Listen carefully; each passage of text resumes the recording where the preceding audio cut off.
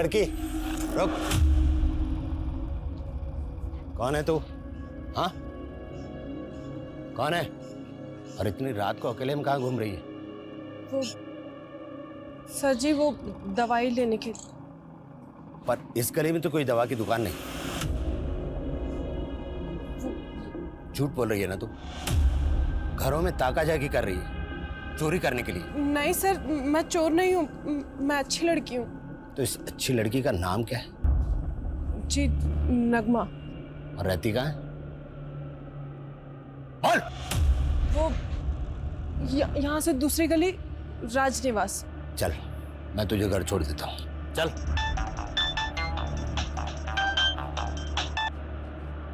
जी जनाब, जी बिल्कुल पहुंच जाऊंगा। जी जनाब, चल।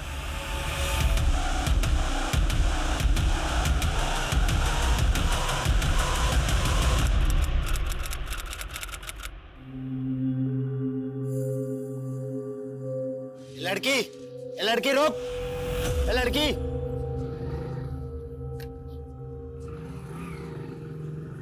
ए लड़की रुक। ए, इतनी देर से आवाज लगा रहा हूं, सुनाई नहीं देता? उस दिन चकमा देके भाग गई थी ना, हैं? अब नहीं बच पाएगी। पूरा राजनिवास छान मारा मैंने, कोई नगमा नाम की लड़की नहीं रहती वहां। तेरा असली नाम नगमा नहीं है ना? बोल। देख बेटी, तेरी जैसी मेरी बेटी भी है। तुझे कोई परेशानी है तो मुझे बता, मैं तेरी मदद करूंगा। आप मेरी मदद नहीं कर सकते। इस दुनिया में कोई किसी की मदद नहीं करता है, कोई किसी का सगा नहीं होता। हाँ, बिल्कुल सच है ये। पुलिस की नौकरी में फैमिली को ज्यादा टाइम नहीं दे पाते। ऊपर से होली दिवाली जैसे त्योहारों पर तो फैमिली के साथ सोशल डिस्टेंसिंग कुछ ज्यादा ही हो जाती है। वो क्या है, एक्शन में रहने के लिए इमोशन को साइड में रखना पड़ता है। धीरे धीरे ये हमारा नेचर बन जाता है, आदत में शुमार हो जाता है। लेकिन एक केस था, शुरुआत तो उसकी बस एक ऑर्डर फॉलो करने से हुई थी, लेकिन उस केस ने मुझे और मेरे नजरिए को पूरी तरह से बदल के रख दिया। इंटरनेशनल वुमेन्स डे को ध्यान में रखते हुए ऊपर से ऑर्डर मिले हैं कि जितने भी औरतों के खिलाफ हुए अपराध के अनसॉल्व केसेस हैं पूरी ओपन किए जाए। जिन जिन केसेस में औरतें विक्टिम हैं, वो सबकी लिस्ट बनाओ और शाम तक ये सारी फाइल्स मुझे मेरे टेबल पे चाहिए।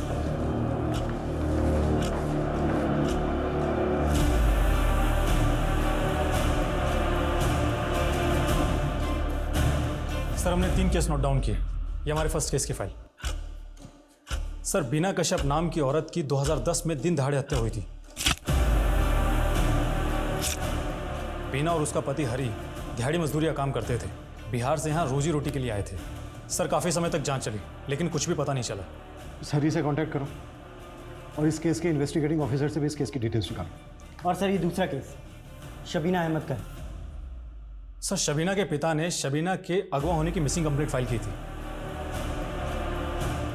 सर, लोकल इन्वेस्टिगेशन के मुताबिक शबीना का किसी फारूक नाम के लड़के से अफेयर था। शबीना और फारूक दोनों ने भागने की भी कोशिश की थी। पुलिस ने काफ़ी ढूंढा दोनों को, पर शबीना और फारूक दोनों में से किसी को कुछ पता नहीं चला। शबीना और फारूक दोनों के परिवारों की डिटेल्स निकालो। ओके सर, ये हमारे तीसरे केस की फाइल। सर, इस औरत का मर्डर 2012 में हुआ था।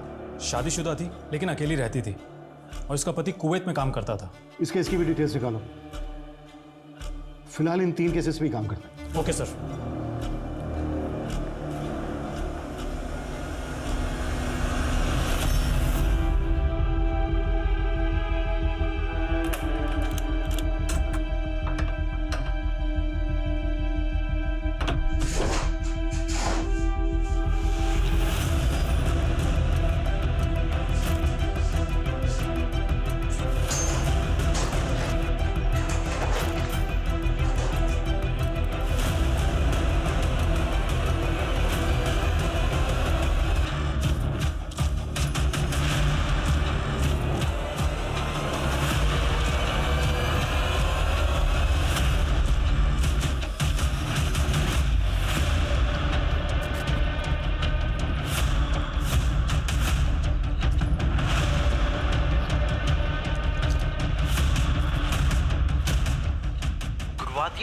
किए गए इस बम विस्फोट में लोकप्रिय जननायक योगेश सैनी का निधन हो गया।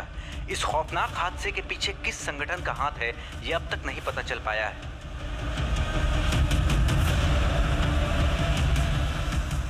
सर, बीना कश्यप के केस में एक अजीब बात पता चली है। सर, बीना की हत्या के 2 महीने के अंदर अंदर उसके पति हरि ने दूसरी शादी कर ली थी। हरी के बारे में कुछ पता चला? हाँ सर, हरि बिहार के बेनीपुर गांव का रहने वाला है। लोकल पुलिस को डिटेल्स भेज दी हैं।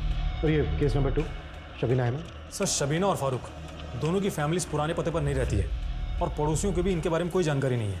और अंदर तक जाओ, शायद शबीना की कोई सहेली या फारूक का दोस्त मिल जाए गली मोहल्ले में। और ये केस नंबर 3, इसकी क्या अपडेट है? सर, ये औरत जिस किराए के घर में रहती थी, उस घर के मकान मालिक ने सालों पहले वो घर बेच दिया और पड़ोसियों से भी कोई नई जानकारी नहीं मिली है। वैसे सर, खबरियों काम पर लगा दिया है।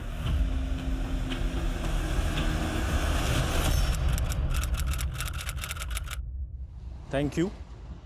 देखिए, मेरे लिए बहुत ही ऑनर की बात है कि ये यंग अचीवर अवार्ड के लिए मुझे चुना गया एंड आई रियली होप कि मेरी कहानी से बाकी यंगस्टर्स भी इंस्पायर होंगे।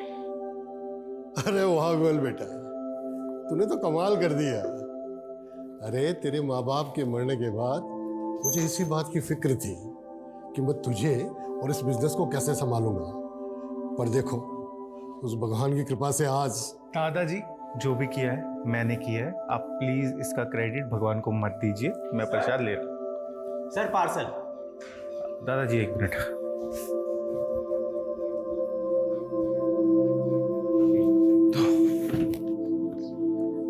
सर आप भगवान को नहीं मानते, नास्तिक हैं। देखो, मैं इन सब पे विश्वास नहीं करता हूँ। मैं साइंस और लॉजिक को ज्यादा मानता हूँ। ये लो। और हाँ, ये प्रसाद खा लेना। हाँ बोलो। अरे मैंने तुम्हें जितना कहा है तुम उतना बजट कोट करो ना। तुम शिकावत की टेंशन क्यों ले रहे हो? हाँ, मैं तुम्हें मेल कर रहा हूँ। बेटा विमल, कोई परेशानी है? दादाजी, वो शेखावत हमें पैसों के दम पे खरीदना चाहता है। लेकिन बेटा, वो शिकायत बहुत खतरनाक आदमी है, जरा संभल के। लेकिन अगर मैं सही हूं तो मैं क्यों डरूं उससे? दादाजी आप टेंशन मत लीजिए, मैं मैनेज कर लूंगा।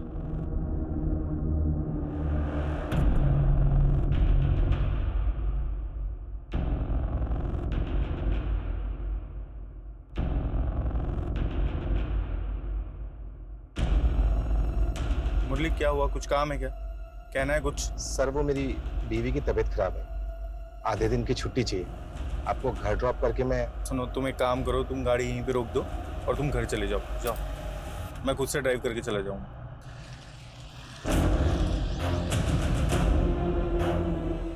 हेलो।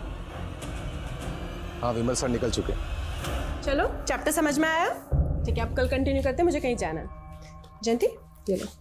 मैम, ये आपके हाथ में क्या लिखा है? ये उर्दू लैंग्वेज में कमल लिखा है। कमल यानी लोटस?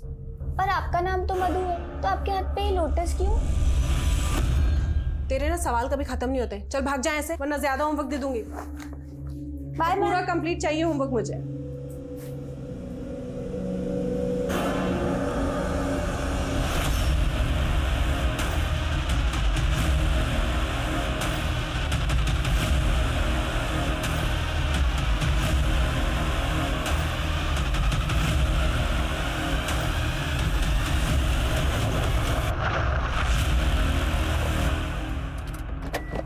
क्या बत...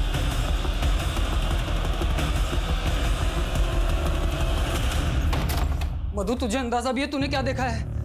एक खून के केस की चश्मदीद गवाह है तू। अरे क्या जरूरत थी पुलिस को ये सब बताने की? प्रेम, अब देखना पुलिस बार बार परेशान कर देगी तुझे। प्रेम शांत हो जाओ ना। माफ कर दे मुझे, मैं गुस्से में बहुत कुछ बोल गया ना, पर क्या करूं, तेरी फिक्र होती है मुझे। तुम टेंशन मत लो, एक बार हम कुवैत चले जाएंगे ना तो ये सारी प्रॉब्लम से छुटकारा मिल जाएगा। इतना आसान नहीं है मधु। वो जो 4 लाख तूने गहने बेचकर मुझे दिए थे, उससे सिर्फ मेरा वीज़ा और वर्क परमिट बना है, बस। तो मतलब तुम अकेले कुवैत जाओगे मुझे छोड़कर?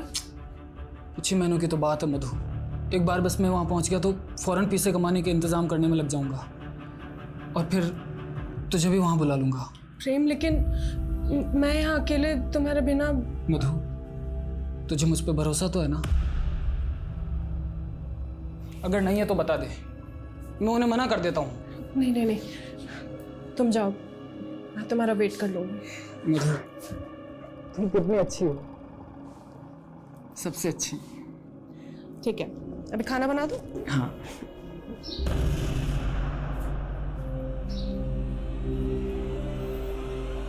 मधु मान गई। सर, बीना कश्यप के मर्डर केस में हमारा पहला सस्पेक्ट उसका पति हरि है। सर, लोकल पुलिस इसके गांव गई थी तो पता चला है कि अब वहां पर नहीं रहता है। और सर, एक पड़ोसी से पूछताछ करने पर मालूम चला है कि पिछले कुछ सालों से ये केरला में दिहाड़ी मजदूरी का काम कर रहा है और 2 साल से अपने गांव भी नहीं लौटा है। केरला पुलिस को इसकी अपडेट भेजो। और ये केस नंबर 2 शबीना अहमद, इसकी क्या प्रोग्रेस है? सर, शबीना के बारे में तो कुछ भी पता नहीं चला है, लेकिन फारूक के बारे में पता चल गया है। लोकल टीम उससे पूछताछ करने निकल चुकी है। और केस नंबर 3, इसकी क्या अपडेट है? सर, इस केस के इन्वेस्टिगेटिंग ऑफिसर को मैंने पुलिस स्टेशन बुला लिया है। प्रेम, लो। अच्छा सुनो, फ्लाइट में बैठते ही मुझे फ़ोन करना भूलना नहीं। ये भी कोई कहने की बात है। और देखना, 4-5 महीने बाद तुझे भी वहाँ बुला लूँगा। प्रेम, मुझे भूल तो नहीं जाओगे ना? कैसी बात करती है मधु? अगर तू नहीं होती तो मैं कभी कुवैत जा ही नहीं पाता। अब अगर तू ऐसे उदास रहेगी तो मैं जा नहीं पाऊंगा ना। थोड़ा हंस दे। अरे प्रेम भाई, वो गाड़ी आ गई है। सामान रख दूं मैं? हाँ, अरे मैं कुछ भूल गया। हाँ, अरे मधु भाभी, मैं रख रहा हूँ ना। और आप ना फिक्र बिल्कुल मत करना, मतलब प्रेम भाई जा रहे हैं तो क्या हुआ, हम तो हैं आपकी खिदमत में, पूरा ख्याल रखेंगे आपका। अरे प्रेम भाई क्या कर रहे हो? मुझे अरे जा रहा हूँ, हमारे लिए कुछ लेकर आना। हाँ, चल रहा मधु भाभी का। मुझे लगता है प्रेम भाई को हमें बता देना चाहिए। हाँ।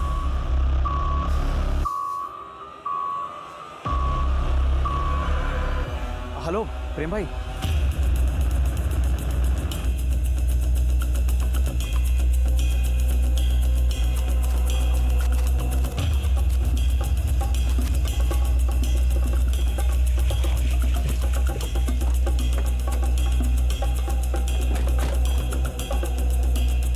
पीछे हटिए, पीछे पीछे पीछे पीछे चलिए। ड्रग्स के इंजेक्शन दिए गए थे। उसके बाद गोंद से इसकी आंखें, नाक और मुंह को चिपका दिया गया।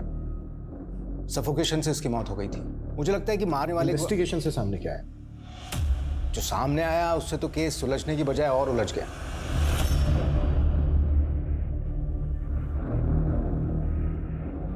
सर, मैंने आपसे कहा था ना कि इस लड़की को पहले मैंने देखा है। इस लड़की का नाम मधु नहीं, नीलोफर है। जी सर। पर आपको कैसे पता? ये देखो, ये इसके हाथ पर उर्दू में एक टैटू बना हुआ है। मैंने पता करवाया, ये नीलोफर लिखा हुआ है। और पोस्टमार्टम से ये भी पता चला है कि इसके साथ में गैंगरेप हुआ था और गोंद से इसके जो आंख, नाक, मुंह को चिपकाया गया था, उस वजह से सफोकेशन हुआ और इसकी मौत हो गई। तो इस केस के बारे में और क्या पता चला? ये देखिए सर, नीलोफर और मधु की मिसिंग पाई। उसके फादर अयूब ने मिसिंग कंप्लेंट लिखवाई। तो ये नीलोफर रेवाड़ी की रहने वाली थी, लेकिन नीलोफर से मधु क्यों बनी? फिर हमने नीलोफर के पति प्रेम से बात की, जो उस वक्त कुवैत में था। जी, उसने बताया कि ये दोनों आपस में प्यार किया करते थे, लेकिन दोनों के प्यार के बीच मजहब आ गया, इसलिए दोनों ने भागकर शादी कर ली। और फिर नीलोफर के घर वालों से बचने के लिए नीलोफर का नाम बदलकर मधु कर दिया गया। नीलोफर की मिसिंग कंप्लेंट उसके फादर अयूब ने लिखवाई। जी, हमने अयूब को ढूंढा लेकिन मिला नहीं। पड़ोसी ने बताया कि बदनामी के डर से उसने अपना घर बदल लिया। और आपने केस क्लोज कर दिया? जी नहीं, हमने और एंगल टटोले। सर, मुझे लगता है कि ये केस नीलोफर के अतीत से जुड़ा हुआ है। नीलोफर की बीती जिंदगी में जाने से कुछ नहीं होगा। जो आदमी नीलोफर से मिलने आया था उसी ने उसका मर्डर किया। तो सर, इलाके के सारे स्ट्रीट को उठा ले।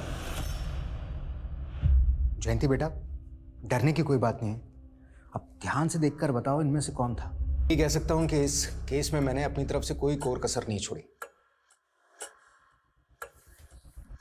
आपने कोई कसर नहीं छोड़ी। क्या आपने नीलोफर के पति प्रेम को इंट्रोगेट किया? जो आदमी नीलोफर से मिलने आया था, क्या उसके अलावा आपके पास कोई दूसरा सस्पेक्ट था? क्या ये पॉसिबल नहीं है कि नीलोफर ऑनर किलिंग का शिकार हुई, उसके पिता अयूब ने ही उसका मर्डर किया हो? जी नहीं, आप ये बताइए कि किस बेसिस पे आप इस नतीजे पर पहुंचे कि जो आदमी नीलूफर से मिलने आया था उसी ने नीलूफर को मारा है? अगर उसका इरादा नीलूफर को मारने का होता तो क्या वो जयंती की मौजूदगी में आता? और अगर वो जयंती की मौजूदगी में आया भी तो क्या उसको जिंदा छोड़ता? एक्चुअली इस तरह से हमने सोचा ही नहीं। इस केस को हमें शुरू से इन्वेस्टिगेट करना होगा। सबसे पहले यह पता लगाओ कि नीलूफर का पति अभी भी कुवैत में है या इंडिया लौटा है। सर, और सर नीलोफर की स्टूडेंट जयंती, जिसने आखिरी बार नीलोफर को देखा था, उसके बारे में पता लगाता हूँ। जिस ब्रूटैलिटी के साथ नीलूफर को मारा गया, उसकी आंखें, नाक, मुंह सब ग्लू से चिपकाए गए, सफोकेशन से मरी वो। उससे तो यही लगता है कि किसी की गहरी रंजिश रही होगी नीलूफर के साथ। सर, नीलोफर के पिता अयूब ने अपनी बेटी की मिसिंग कंप्लेंट तो फाइल की थी, लेकिन उसकी मौत के बाद से एकदम से गायब हो गया। अयूब ने समाज के डर की वजह से अपनी बेटी को नहीं अपनाया होगा, या फिर वजह कुछ और रही होगी। अयूब भाई, अब नीलोफर काफी बड़ी हो गई है, उसकी शादी के बारे में आपने कुछ सोचा या नहीं? अगर उसकी अम्मी जिंदा होती तो अच्छा सा लड़का ढूंढ देती नीलोफर के लिए। अरे आप एक बार बोलकर तो देखिए, नीलोफर के लिए एक से एक लड़कों की लाइन लगा देंगे। 2 जगह बात चलाई है, अगर जवाब नहीं आता है तो बताऊंगा। जी जरूर।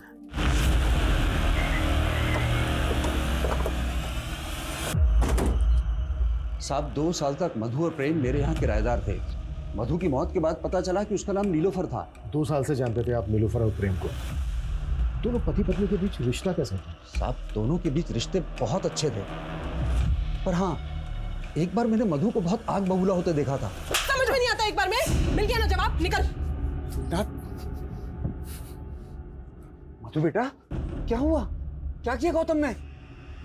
कुछ नहीं काका, गरीब की लुगाई सबकी भौजाई होती है। तो ये बात आपने उस वक्त पुलिस को क्यों नहीं बताई? बताई थी साहब, लेकिन इंस्पेक्टर साहब बोले कि वो लड़की, मतलब जयंती, जो नीलोफर के यहाँ पढ़ने आती थी, उसने जिस आदमी को देखा था उसका गौतम से हुलिया मेल नहीं खाता था। Can't believe it। अच्छा, इस हादसे के बाद आपकी नीलूफर के पति प्रेम से बात हुई थी? एक बार सर, वो अपना सामान लेने वापस आया था नीलोफर की मौत के करीब 1 साल बाद। जब नीलूफर और प्रेम आपके मकान में रहने आए थे तो आपने उनकी आईडीज, डॉक्यूमेंट्स तो यही होंगे। 10 साल पुरानी बात है, उस वक्त लिखा पढ़ी कहाँ होती थी। अनुज, ये गौतम हमारा पहला सस्पेक्ट, पता लगाओ इसका। और बीना और शबीना के केस में क्या अपडेट है? सर 2 टीम लगी हुई है और मैं खुद भी इन 2 केसेस के फॉलोअप ले रहा हूँ। ओके, पता नहीं क्यों मुझे ऐसा लग रहा है कि नीलूफर के केस में अभी भी बहुत कुछ सामने आना बाकी है।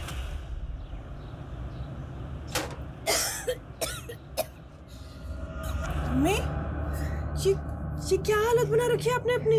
नीलोफर, तू यहाँ क्यों आई है? अम्मी, मना किया था ना तुझे आना। आप क्या कर रहे हो? इधर बैठो, इधर बैठो। आ जाओ। पानी पिएगी? मैं पी लूंगी, आप बैठो। इतनी तबीयत खराब है आपकी, आपने मुझे बताया भी नहीं। इसमें बताने का क्या है बेटा? ट्यूमर है दिमाग में। ट्यूमर?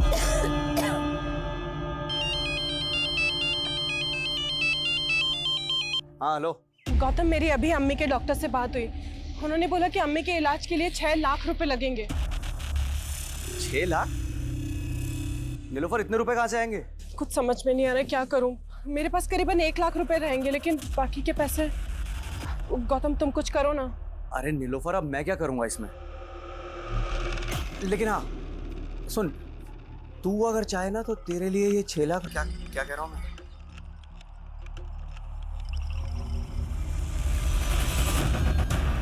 देख, बड़ा सेठ है। अरे तेरी फोटो देख के हिल गया था, अब तेरा जलवा देखेगा तो पिघल जाएंगे। आ जाओ।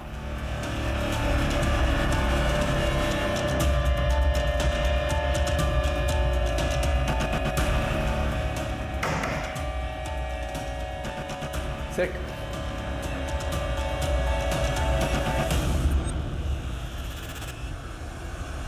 सर बीना के पति हरी ने बताया कि उसने बीना की मौत के तुरंत बाद शादी सिर्फ अपने 2 बच्चों के लिए की थी, जिन्हें वो अकेले संभाल नहीं पा रहा था। हरी ने उस वक्त किसी पे शक जताया था? सर उसकी कंस्ट्रक्शन साइट पे 2 मजदूर थे, दीपक और रुपेश। दोनों शराबी थे और बीना की उनसे कुछ कहा सुनी भी हुई थी। हरी का स्टेटमेंट वेरीफाई करो सर। और शबीना केस पे क्या अपडेट है? सर मेरी फारूक से बात हुई है, अब वो शादीशुदा है, लेकिन सर उसकी शादी शबीना से नहीं बल्कि किसी और ही लड़की से हुई है। और सर उसने शबीना को नहीं भगाया था। फारूक पे नजर रखो और फारूक के दोस्तों से भी बात करो। चल। हाँ अनुज। सर नीलोफर के केस में एक अपडेट मिली है। सर इसका नाम विमल गुप्ता है और ये एक बिजनेसमैन था। सर 2012 में इसका दिन दहाड़े कत्ल हुआ था और नीलोफर इसके केस की चश्मदीद गवाह थी। और नीलोफर का मर्डर कब हुआ? सर इसके हियरिंग से 2 दिन पहले और नीलोफर इसके हियरिंग में गवाही भी देने वाली थी। विमल केस में सस्पेक्ट कौन था?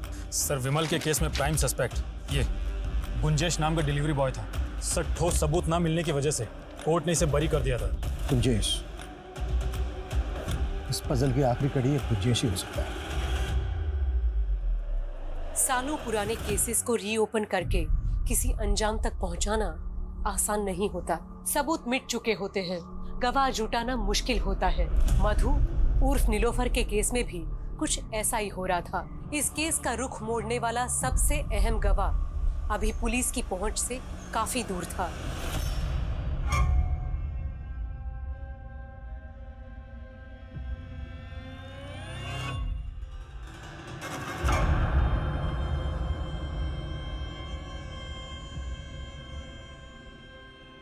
अच्छा सुनो, मैं जा रही हूँ, शाम तक लौटूंगी। Okay darling.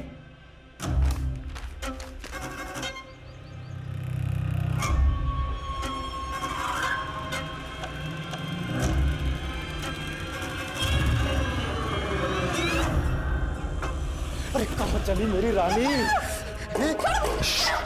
नाटक कर रही है ना? नाटक कर।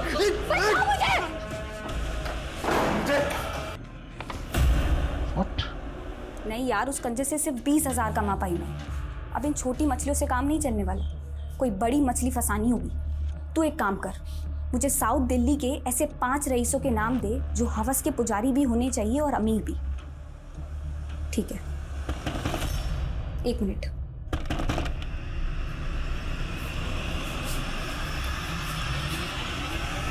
जी जयंती जी कहिए। मुझे तुम्हारी टीचर मधु के मर्डर के सिलसिले में तुमसे कुछ बात। लेकिन मुझे कोई बात नहीं करनी। सुनो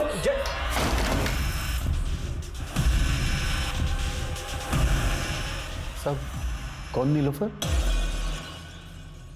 मेरी उम्र हो गई है इसलिए कुछ याद नहीं रहता।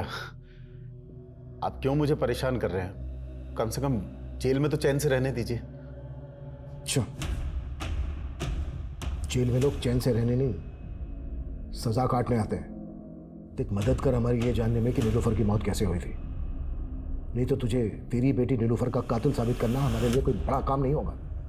चल बोल, कैसे हुई थी तेरी बेटी नीलोफर? नीलोफर मेरी बेटी नहीं थी साहब, नीलोफर कॉल गर्ल थी। देखते ही भाग गई थी साहब मुझे। नीलोफर को अपनी अम्मी के इलाज के लिए पैसों की जरूरत थी, तो मैंने पैसे देकर उसे खरीद लिया उसके दलाल गौतम से। 7 लाख रुपए देकर 7 महीने के लिए खरीदा था साहब उसे, पर साहब वो सिर्फ 2 महीने में भाग गई। फिर तूने नीलोफर का बाप बनकर उसकी मिसिंग कंप्लेंट फाइल करवाई। तो और क्या करता साहब, सारे अड़ोसी पड़ोसी मेरे पीछे पड़ गए साहब। इसलिए मार डाला उसको? नहीं साहब, मुझे तो खुद नीलोफर के मौत की खबर अखबार से मिली साहब। मेरे तो पैसे भी गए और लड़की भी गई साहब। वो दलाल गौतम जिसे तूने नीलोफर को खरीदा था, कहाँ मिलेगा? वो सब होटल रोजवुड उसका पुराना अड्डा हुआ करता था, शायद अब भी वहां आता जाता हो।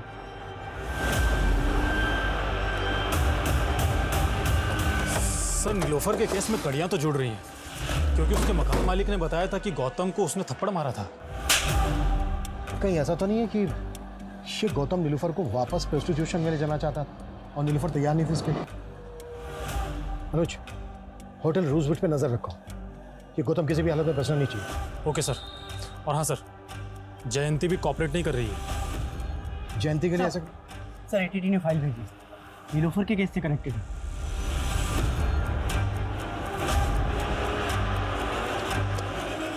क्या हुआ सर? 11 साल पहले एक लीडर की ब्लास्ट में हत्या हुई थी। नीलोफर से भी पूछताछ हुई थी उस केस में। इस ब्लास्ट में इन्वॉल्व एक आदमी से रिलेशन थे नीलोफर के। उस वक्त नीलोफर ने एटीटी को बताया था कि वो एक कॉल कर रहा है, उसके बहुत सारे क्लाइंट हैं जिनकी बैकग्राउंड के बारे में उसे कुछ नहीं पता। इसका मतलब नीलोफर के लिंक उग्रवादियों से भी थे? एटीटी को शक तो था नीलोफर पे, हालांकि कुछ साबित नहीं हुआ। पहले एक टीचर, उसके बाद कॉल कर, फिर उग्रवादियों से उसके संग। आखिर थी क्या ये लड़की?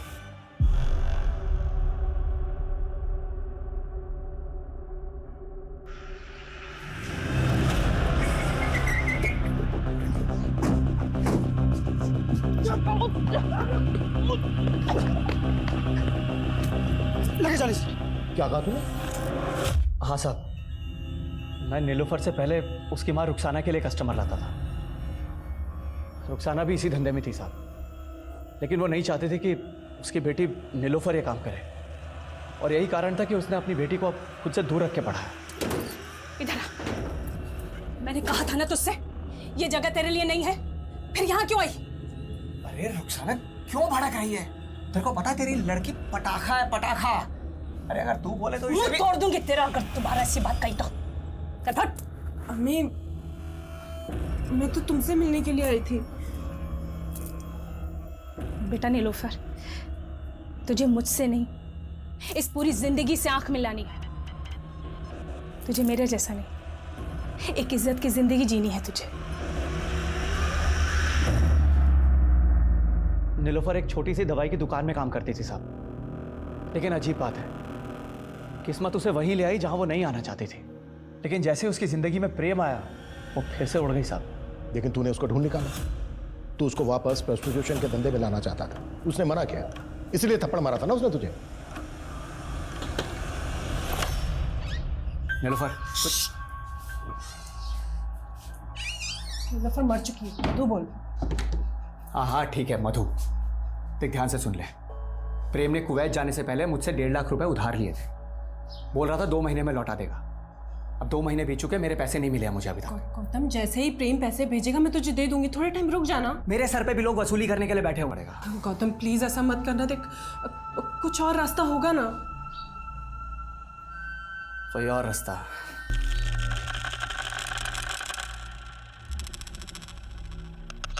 एक रास्ता है। शर्म नहीं आती तुझे?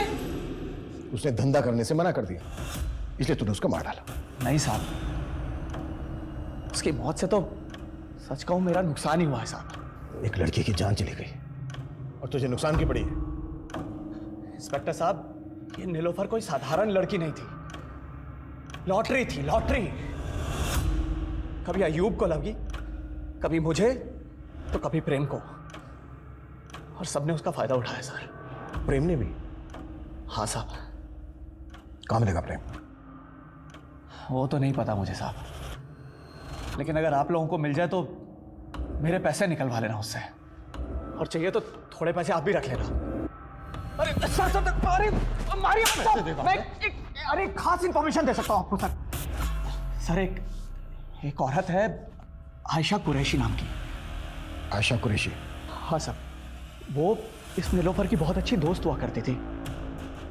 मुझे पक्का यकीन है कि उसे जरूर पता होगा इन दिनों ये प्रेम कहाँ पे है।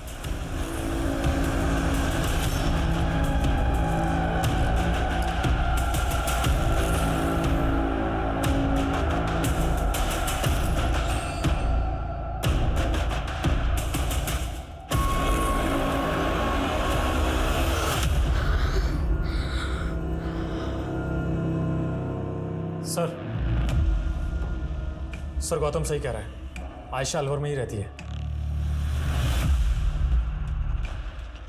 नीलोफर का केस काफी उलझाने वाला है, और मुझे कुछ तो है जो अभी भी इस केस में छूट रहा है। एनीवे, मैं जयंती से बात करने की कोशिश करता हूँ, तुम अलवर जाओ, आयशा से मिलो। सर।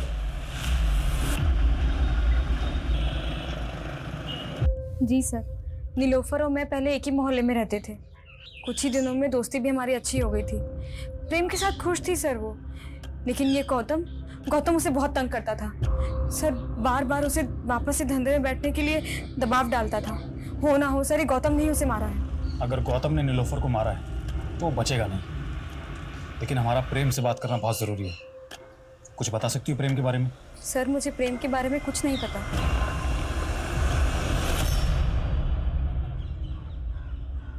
जयंती, मैं जानता हूं उस हादसे ने तुम्हारी जिंदगी बदल कर रख दी थी। देखो, अगर तुम हमें नीलोफर, मेरा मतलब है कि मधु के कातिल तक पहुंचने में मदद करोगी, तो न सिर्फ मधु को इंसाफ मिलेगा, बल्कि तुम्हें भी सुकून पहुंचेगा।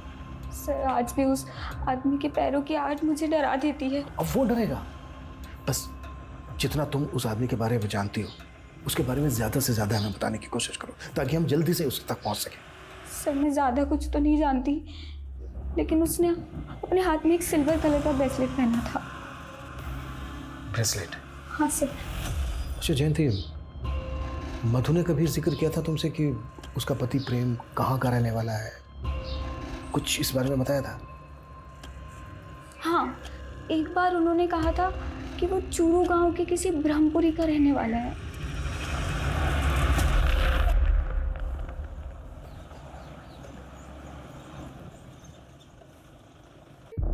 प्रेम शुक्ला? सब प्रेम को तो 2015 में किसी ने मार दिया था। कैसे हो सकता है? कितना नजदीक थे हम केस सॉल्व करने के। सर प्रेम की पोस्टमार्टम रिपोर्ट। सर रिपोर्ट के मुताबिक प्रेम की आंखें, मुंह, नाक भी नीलोफर की तरह ग्लू से चिपकाए गए थे और दोनों की बॉडी में सेम ड्रग के ट्रेसेस भी मिले थे। लेकिन नीलोफर को तड़पा तड़पा के मारा गया, जबकि प्रेम को मारने में जल्दबाजी दिखाई गई है। प्रेम की मौत सफोकेशन से नहीं हुई, बल्कि फटल ब्लो से हुई। प्रेम के चेहरे और सर पर 5 बार वार किए गए। हो ना हो, नीलोफर और प्रेम का कातिल एक ही है। अनुज, नीलोफर और प्रेम के मर्डर की पहले की उनकी सारी एक्टिविटीज पता करो। Yes sir.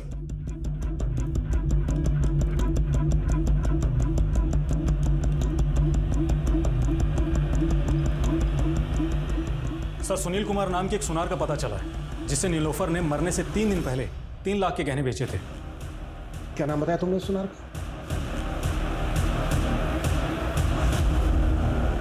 Sir Sunil Kumar. किसी ज़माने में मैं भी पुलिस में था, तब से जानता हूँ नीलोफर को। उस वक्त वो एक छोटी सी दुकान पर बैठा करती थी, फिर अचानक पता नहीं कहाँ गायब हो गई। और फिर मेरी रिटायरमेंट के बाद वो मुझसे मिली, तब पता लगा कि उसने किसी प्रेम नाम के लड़के से शादी कर ली। उसकी मौत से कुछ दिन पहले ही उसने मुझे घर पर बुलाया था। बेटा, प्रेम को कुवैत भेजने के लिए तूने पहले ही कितने जेवर बेच दिए, अब ये भी बेच देगी तो तेरे पास क्या बचेगा? चाचा, ये जेवर बेचकर मुझे भी कुवैत जाना है, प्रेम के पास। मुझे जेवर की नहीं, अपने पति की ज़रूरत है। आप देखिए ना, इनका जितना भी पैसा बनता है आप मुझे दे दीजिए। मुझे क्या पता था कि वो पैसे उसकी मौत से जा जुड़ेंगे। जरूर सर इन पैसों की वजह से ही किसी ने मार दिया नीलोफर को। ठीक है सुनील, फिलहाल तुम जा सकते हो, जरूरत पड़ी तो दोबारा बुलाएंगे। जी सर। अनुज, अपने खबरियों से कहो कि वो पता लगाएं कि नीलोफर के मर्डर के आसपास किसी के पास अचानक से बहुत सारे पैसे आए थे क्या? Yes sir.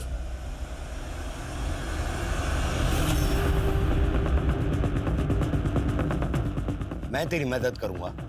आप मेरी मदद नहीं कर सकते। इस दुनिया में कोई किसी की मदद नहीं करता है, कोई किसी का सगा नहीं होता। जो करना था मैंने खुद कर लिया।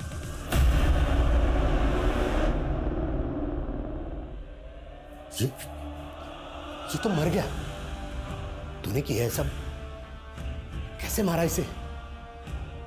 का इंजेक्शन देकर उससे हार्ट अटैक आ गया इसको।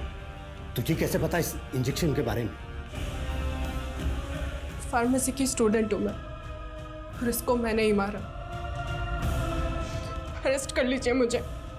मेरी भी बेटी है, मैं समझ सकता हूं कि तुझ पर क्या बीती होगी। और अब मेरी बात ध्यान से सुनो, तूने मनोहर लाल को नहीं मारा, ये हार्ट अटैक से मरा है। तू ये सब कुछ भूल जा और जा अपनी नई जिंदगी शुरू कर। जा बेटी, जा। और हाँ सर, उन 3 औरतों का मर्डर भी उसी ड्रग से हुआ था जिससे नीलोफर और प्रेम कुमार का हुआ था। उनकी आंखें और मुंह भी ग्लू से चिपकाए गए थे? नहीं सर, लेकिन हाँ सर, उन सभी ने नीलोफर की तरह मरने से कुछ दिन पहले कोई जेवर या प्रॉपर्टी बेची थी। लाखों रुपए जमा थे उनके पास, जो उनको मारकर लूट लिए गए थे। किसी के पास काफी पैसा आ गया था, और नीलोफर की मौत के कुछ दिन बाद ही शोएब अपनी बीवी के साथ नए घर में शिफ्ट हो गया है। ये देखिए सर, ये उसका एड्रेस है। हाँ सर, शोएब मेरे पति है। कहाँ मिलेगा शोएब इस वक्त? सर वो अक्सर शहर के बाहर रहते हैं। अभी इस वक्त वो कहाँ हैं मुझे नहीं मालूम। ओके, कोई बात नहीं। शायद हो सकता है आयशा जी आपको याद ना आ रहा हो कि वो कहाँ है, पर कोई बात नहीं, हम याद दिलवा देंगे। ये पूजा है, पूजा जरा आयशा जी को याद करवाओ। सर मैं बताती हूँ सर।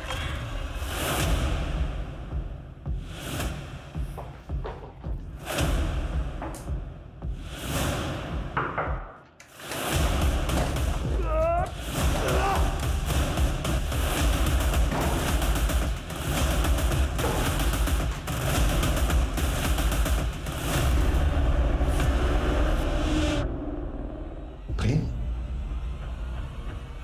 तो भी शोएब का है। आयशा का पति शोएब का है। शोएब छोटा मोटा चोर था। जब वो जेल में था तो मैं और आयशा करीब आए और हम दोनों को प्यार हो गया। आइए आइए आयशा जी आइए। आप ही का इंतजार था, बता रही है। आगे बोल। आयशा शोएब को छोड़कर मेरे साथ शादी करना चाहती थी, इसलिए हमने एक प्लान बनाया था। शोएब बहुत पुराने ख्यालातों वाला था और जब वो जेल से छूट कर आया तो आयशा ने उससे बताया कि पैसे कमाने के चक्कर में उसने प्रोस्टिट्यूशन का धंधा करना शुरू कर दिया है। सर मुझे लगा था ये सुन के शोएब बहुत खफा होंगे और मुझे तलाक दे देंगे और फिर तुम प्रेम के साथ शादी कर लोगे। जाहिर सी बात है ऐसा हुआ नहीं होगा। जी हाँ सर, लेकिन हमने हार नहीं मानी सर। मैंने नीलोफर को बेवकूफ़ बनाकर उससे पैसे लिए और फिर कुवैत चला गया। तू भी छुटकारा पाना चाहता था नीलोफर से? हाँ, लेकिन वो भी शोएब की तरह मुझे छोड़ने को तैयार नहीं थी। मैं जानती थी शोएब पैसा कमाने के लिए बहुत हाथ पैर मार रहा है। ये बात आयशा ने कुवैत फ़ोन करके मुझे बताई। मुझे एक आइडिया आया। मैंने शोएब को नीलोफर का खून करने के लिए पैसे का लालच दिया था और वो मान गया। अस्सलाम वालेकुम। वालेकुम अस्सलाम। जी दरअसल वो आयशा की तबीयत अचानक से बिगड़ गई है, आप चलिए ना मेरे साथ। चलिए।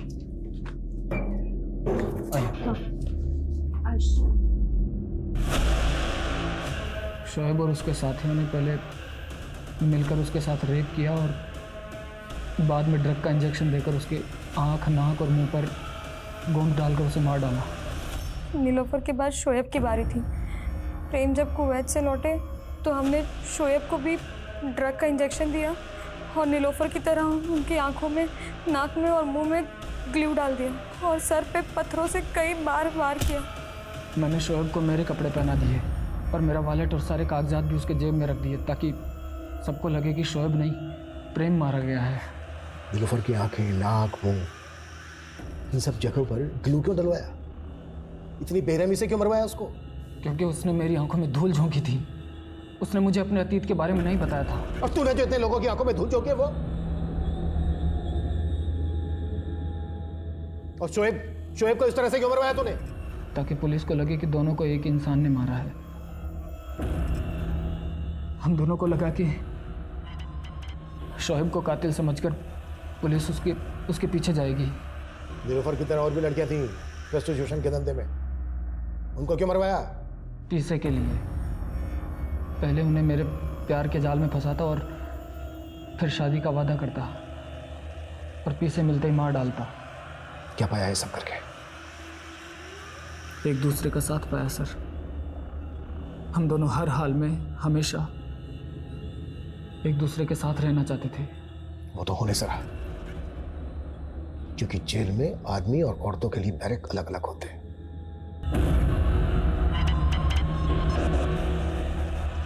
मधु उर्फ नीलोफर की कहानी ने मेरी अब तक की क्राइम की समझ पर कई सवाल या निशान खड़े कर दिए। मुझे एहसास हुआ कि कभी कभी इंसान पूरी तरह से सही या गलत नहीं होता है। कई बार इंसान हालातों के आगे मजबूर भी होता है। इसलिए आप सभी से मेरा अनुरोध है कि किसी को भी जज करने से पहले एक बार उसके हालातों के बारे में जरूर सोचें। रीओपन किए गए तीनों केसेस को सॉल्व करने में पुलिस कामयाब रही। बीना की हत्या के जुर्म में उसके पति हरी को पुलिस ने अरेस्ट कर लिया। शबीना अहमद ऑनर किलिंग का शिकार हुई थी। शबीना के पिता और भाई ने ही उसकी हत्या की थी। आप भगवान को नहीं मानते, नास्तिक हैं। देखो मैं इन सब पे विश्वास नहीं करता हूँ। मैं साइंस और लॉजिक को ज़्यादा मानता हूँ। और उसकी बातों से गुंजेश की भावनाओं को ठेस पहुंची थी। प्रेम और आयशा ने मधु और शोएब की लाशों पर अपने प्यार का आशियाना बनाना चाहा, लेकिन जुर्म की दीवार से टिकी इमारत हमेशा ढह जाती है। इन केसेस की कामयाबी से एक बार फिर से ये बात साबित हो गई कि अपराधी कितना ही शातिर क्यों न हो, कानून के शिकंजे से ज्यादा देर बच के नहीं रह सकता। जैसे हर केस की एक नियति होती है, वैसे हर अपराधी की भी एक नियति होती है। Crime never page. हर मुजरिम की नियति में उसके अपराध का दंड लिखा होता है। अब मैं सोनाली कुलकर्णी आपसे विदा लेती हूँ। फिर मिलेंगे क्राइम पेट्रोल सतर्क जस्टिस रीलोडेड में एक नए केस के साथ। तब तक अपना और अपने परिवार का ख्याल रखिए। आप जानते हैं हम सब एक मुश्किल दौर से गुजर रहे हैं। कृपया मास्क पहने, सैनिटाइजर का इस्तेमाल करें और सोशल डिस्टेंसिंग ध्यान में रखें। देखते रहिए